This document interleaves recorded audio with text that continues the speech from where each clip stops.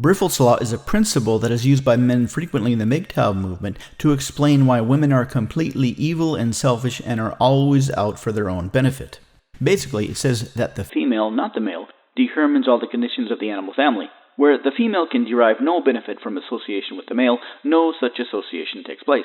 Now, this seems to make a lot of sense, so let's look a little bit deeper. First, let's look at the different types of relationships between people, and we'll assume one man and one woman. The first case is where a man and a woman are both giving and receiving equally. The next case, a man gives a little but receives a lot.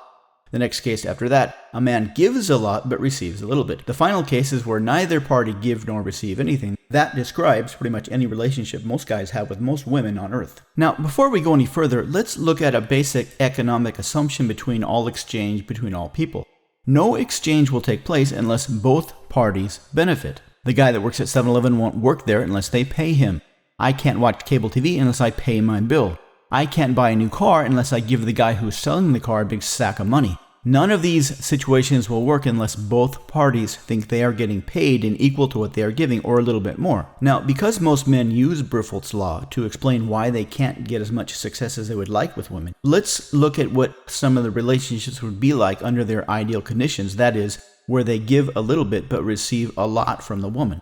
Situation 1, of course, is your mom. Situation 2 would be a sex slave. Situation 3 would be some kind of hooker that you kidnapped and are keeping in your basement.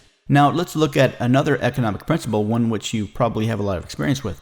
Whoever wants the relationship the least has the most power. Like, if you sort of want to buy a car, but the car salesman desperately wants to sell it to you, he's going to be more motivated to lower the price. If you desperately need to buy a car, but he doesn't really want to sell it to you, he's not going to lower the price. Now, here's another economic principle that is kind of self-explanatory. If you don't have value to offer, you can't expect to receive any value. Meaning nobody is going to give you anything unless you give them something equally valuable in return. But here's the part that most people don't understand. The value you have to give is subjectively determined by the receiver, not the giver. Which means if you spend $1 million on a sack of beans because you think you're magic, and then you later decide you want to trade that sack of beans for an ounce of gold, there is nobody on earth that is going to give you an ounce of gold for a sack of beans because you're the only one that thinks it has value. They don't.